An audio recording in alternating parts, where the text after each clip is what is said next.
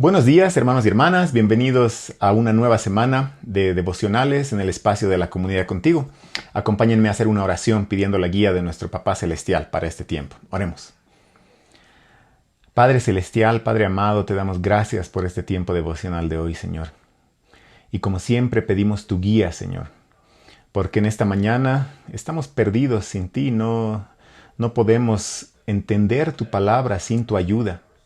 Y te rogamos, Señor, entonces que sea tu Espíritu Santo dándonos entendimiento, ayudándonos a escuchar tu voz y ayudándonos a reflexionar acerca de lo que tú quieres para nosotros, Señor, como tus hijos e hijas.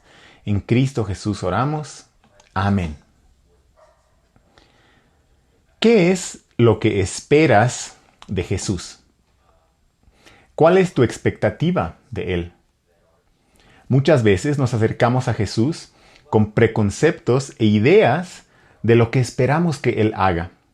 Por ejemplo, uno puede acercarse a Jesús con la expectativa de ser sano de una enfermedad, o tal vez con la expectativa de que un ser amado sea sano si nos acercamos a Jesús. Otro tal vez se acercará a Jesús con la expectativa de obtener un trabajo o de obtener estabilidad económica. Y así a veces tenemos ideas preconcebidas de lo que pensamos que Jesús debería hacer. Y es algo natural para nosotros como seres humanos el hacer esto, porque es parte de nosotros desde que Adán y Eva pecaron. Y desde que los seres humanos decidimos ser nuestros propios jefes y definir nosotros mismos, pretender definir nosotros mismos lo que está bien y lo que está mal. Y entonces, al ver a Jesús, queremos nosotros definir lo que Él debe hacer o lo que Él no debe hacer por nosotros. Como si nosotros fuéramos los jefes de Jesús, como si nosotros fuéramos los reyes. Sin embargo, en estos tiempos devocionales, en el Evangelio según Mateo, hemos estado viendo que el reino de los cielos se ha acercado. Y que Jesús es el Rey que ha llegado. Y si esto es cierto, si es que verdaderamente el reino de los cielos se ha acercado, y si es que verdaderamente Jesús es el Rey, entonces no vamos a ser nosotros quienes definan las reglas del juego. No vamos a ser nosotros quienes le digamos a Jesús lo que Él tiene que hacer. No, sino que será el Rey, Jesucristo, quien defina las cosas. Y seguramente Jesús romperá con nuestras expectativas e ideas preconcebidas acerca de Él. Y eso es lo que veremos hoy en el pasaje que nos toca leer. Entonces acompáñenme por favor en sus Biblias a leer Mateo, capítulo 9, y vamos a ver los versos del 14 al 17. La palabra de Dios dice así. Entonces, los discípulos de Juan se acercaron a Jesús, diciendo: ¿por qué nosotros y los fariseos ayunamos, pero tus discípulos no ayunan? Y Jesús les respondió: ¿acaso los acompañantes del novio pueden estar de luto mientras el novio está con ellos? Pero vendrán días cuando el novio les será quitado, y entonces ayunarán. Nadie pone un remiendo de tela nueva en un vestido viejo, porque el remiendo, al encogerse, tira del vestido y se produce una rotura peor. Y nadie echa vino nuevo en odres viejos, porque entonces los odres se revientan y el vino se derrama y los odres se pierden, sino que se echa vino nuevo en odres nuevos y ambos se conservan. En el pasaje que estudiamos el anterior lunes, vimos que los fariseos tenían una expectativa de Jesús, es decir, los fariseos, los escribas, las personas religiosas de aquella época. Y la expectativa de ellos era la siguiente: si el reino de los cielos verdaderamente se había acercado, entonces Jesús debía llamar a los religiosos y no a los pecadores. Y vimos que más bien la cosa es al revés. Más bien el acercamiento del reino de los cielos viene con un llamado a los pecadores, no un llamado a los que se creen justos. Y en esta ocasión, en lo que acabamos de leer, son los discípulos de Juan quienes tienen expectativas incorrectas acerca de Jesús.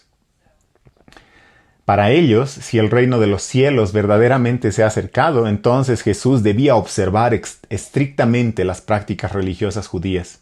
Una de estas prácticas era el ayuno. Los fariseos ayunaban 2 veces a la semana. Y los discípulos de Juan observaban también estos tiempos de ayuno voluntario y esperaban que Jesús se conforme también a esta observancia religiosa. Pero Jesús rompe con los moldes religiosos de aquella época. Y si bien Jesús en este pasaje no condena el ayuno, porque lo que vimos antes también en estos tiempos devocionales es que Jesús condena la hipocresía en el ayuno, no el ayuno en sí mismo. Eso lo vimos en Mateo capítulo 6, si recuerdan. Entonces, en este pasaje Jesús no condena el ayuno, más bien Jesús les enseña 2 principios acerca del acercamiento del reino. Primero, el acercamiento del reino trajo gozo. Entonces Jesús les dice, ¿acaso los acompañantes del novio pueden estar de luto mientras el novio está con ellos? Iba a llegar el momento cuando Jesús, el novio, les sea quitado, y ahí ayunarían.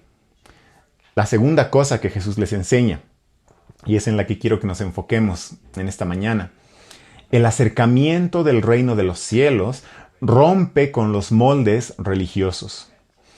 Utilizando 2 imágenes, la primera acerca de un vestido viejo que se rompe al poner un parche nuevo sobre este, y la segunda acerca de un odre viejo que se rompe al poner en él vino nuevo, Jesús enseña que el reino de los cielos no vino como un tipo de parche para ser puesto sobre el viejo sistema religioso judío lleno de tradiciones humanas, sino que el reino de los cielos vino para instituir algo nuevo.